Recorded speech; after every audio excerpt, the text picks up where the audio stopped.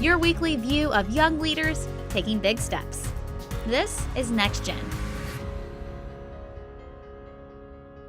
OTC's Richwood Valley campus has been located between Ozark and Nixa for over 10 years.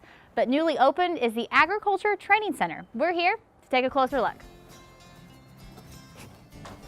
Well, good morning. Good morning, Mr. Fatness. How are you? I'm wonderful, and welcome to Richwood Valley. Thank you. Tell me about this awesome agricultural campus that you've just opened up here. Okay, well, this is a brand new building. We had the grand opening on August 12th, so the facilities were built just for us, and we are so excited to be part of this 84-acre campus where we have room to grow and room to give our students some wonderful hands-on experience. Well, before we go see it all, take me through these programs of studies that these students are able to take in. Okay, well, we have 3 agriculture degrees, an animal science degree, a plant science degree, and a general ag degree, which are all 2-year associate's degrees. Well, beyond that, you're able to kind of diversify under the umbrella of agriculture to other programs. Take me through those. Absolutely. So traditionally, we have had, for a few decades, we've had a turf and landscape degree program, which offers an associate's degree and then also a 1-year certificate. And within that, they will study turf grass and then landscaping and can go into many facets of the industry. And then brand new for this facility, we have an outdoor power and power sports program. Wow. At this time, it's just a 1-year certificate program, but those students will go on to work for farm stores, equipment dealers, and service centers, working on anything from handheld equipment like a chainsaw and string trimmer on up to the UTVs, ATVs, and big commercial mowing equipment. So beyond the classrooms that are here behind us, you've got a number of facilities. Take me through the shops and a greenhouse that we'll take a look at here in a second. Absolutely. We have the outdoor power small engine lab, which is being set up just specifically for the mechanics side of it. And then we have a large shop, which we can work on larger equipment, but then also do indoor activities whenever the weather is bad. So we can bring livestock in and use it to do livestock labs. We can also do construction labs out there for the landscaping portion of the program. Well, let's go take a look. Absolutely. And as you can see, we are set up to work on small engines, anything from handheld small chainsaws on up to the commercial mowing equipment. 25 horse and under is what we generally think of.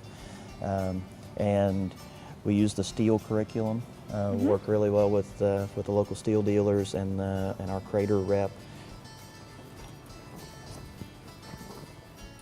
You can do so much with this room. I mean, the size of it is just going to be. Well, and you where pull Heather, through. Yeah, which is a little hard to pull through with the way they've got the berm there.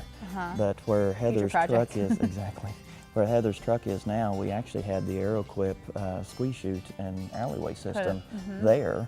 Kind of just showing the fact that we can bring stuff in. And if it's January 20th and freezing cold outside, we can still come in and do some dehorning or preg checking or something.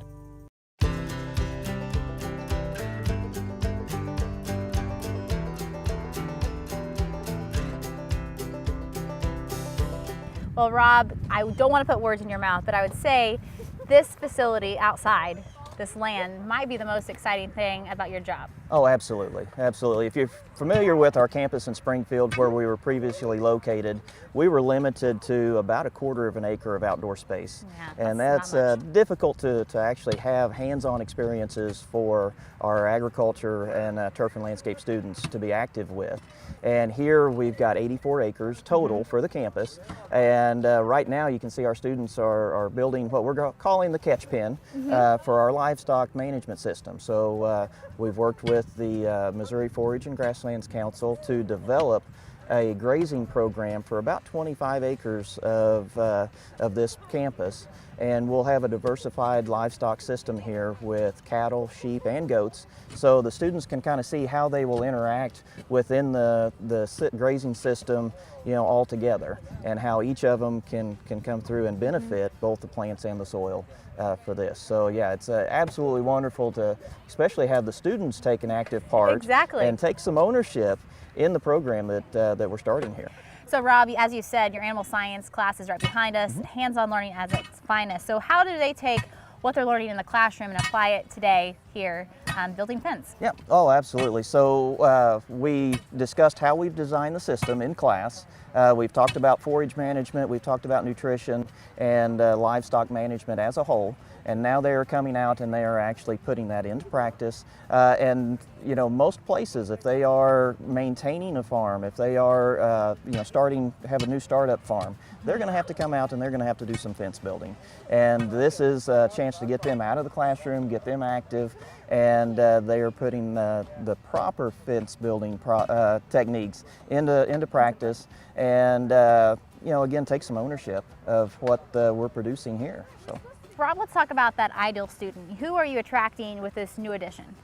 Well, we've got the typical student is probably a wide range of students. We've got everything from maybe a 16-year-old high school student going through the Career Center program, all the way to, you know, a 70-year-old that is coming here to maybe start a second career or to follow a passion that they've had.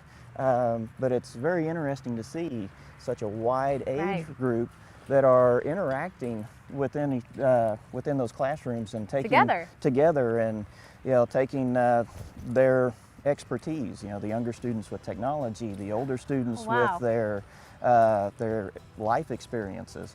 It's very interesting to see how they kind of work with each other instead of against each other. I hadn't even thought about those very diverse elements coming together and really teaching each other different things.